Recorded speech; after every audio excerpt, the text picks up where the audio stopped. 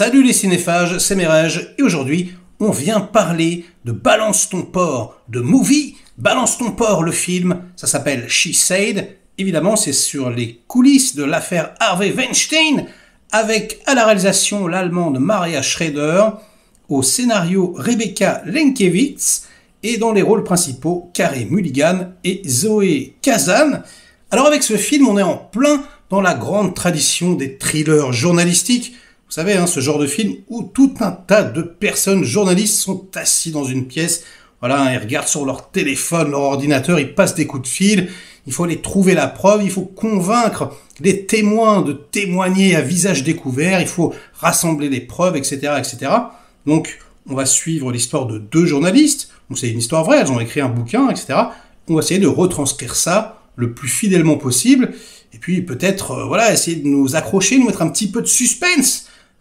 Et j'ai envie de vous dire, le pari est plutôt réussi à ce niveau-là. C'est vrai qu'on va suivre avec intérêt l'enquête de ces deux journalistes. On les suit en montage alterné, parfois elles travaillent ensemble.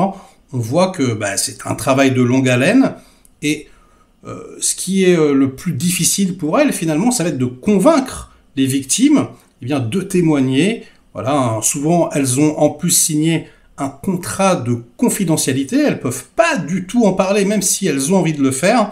Elles ont été payées des millions de dollars pour fermer leur gueule. Tiens, ça me rappelle Michael Jackson un petit peu. Autre sujet, autre affaire. Et oui, c'est vrai que c'est un peu un chemin de croix. Et à ce niveau-là, c'est assez captivant. Voilà, en tout cas au départ. Le problème, j'ai envie de vous dire, c'est que le film s'essouffle petit à petit. Déjà parce que on a vu ça 1 milliard de fois. Et puis aussi parce qu'au niveau de la réalisation, c'est extrêmement sage, extrêmement classique. Il n'y a aucune narration visuelle.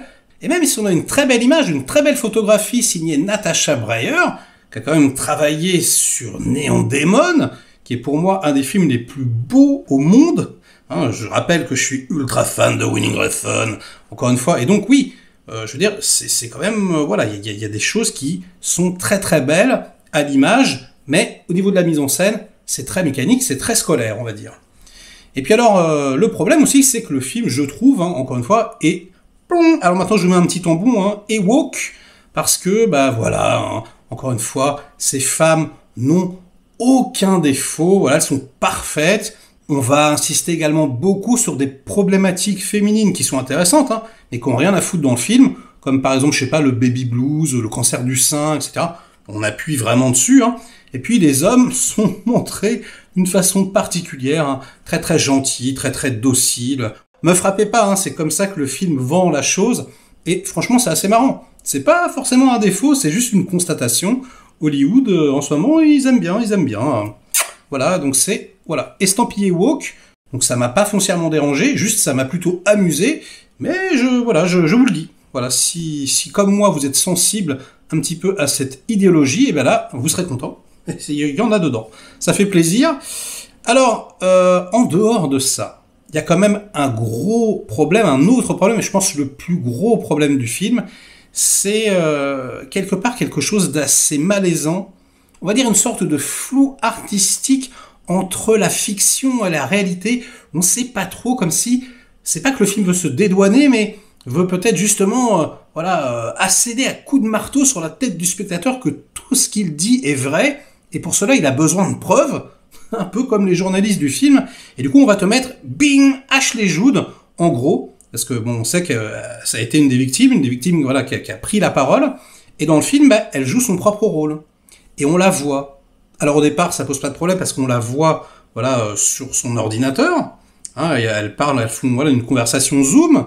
Et ensuite, sans aucune explication, la caméra, carrément, ça va être du point de vue de Ashley Judd. On va être chez elle, puis elle va être filmée comme une actrice, quoi. Et ce à plusieurs reprises, alors que les journalistes ne l'ont jamais rencontrée en vrai.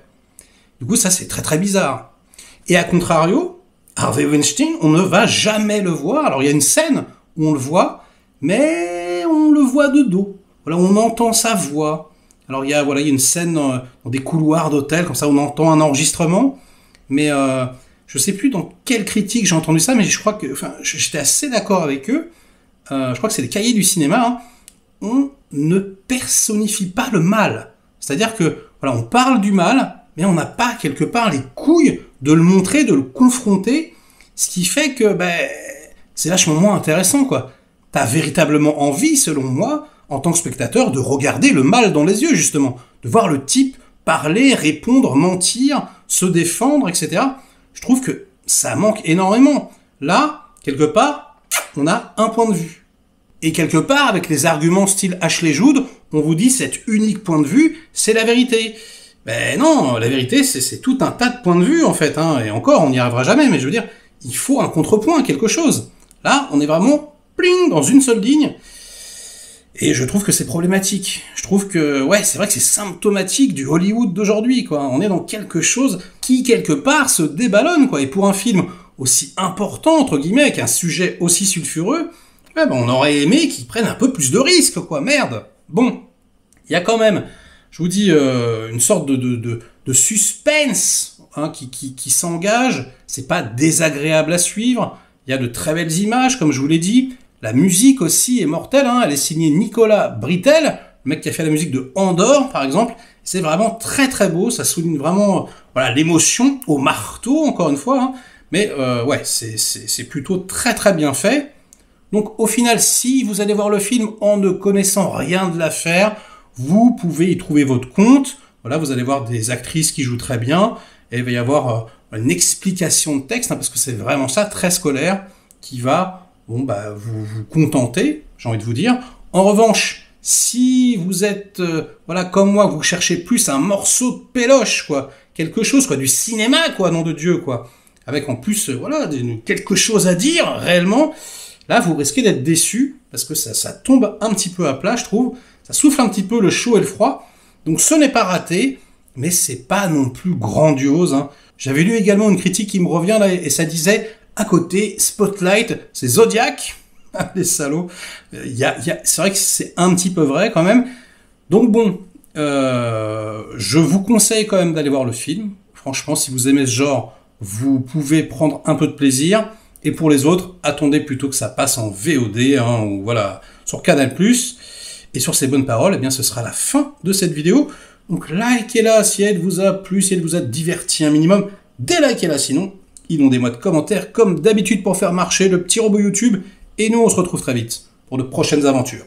Ciao!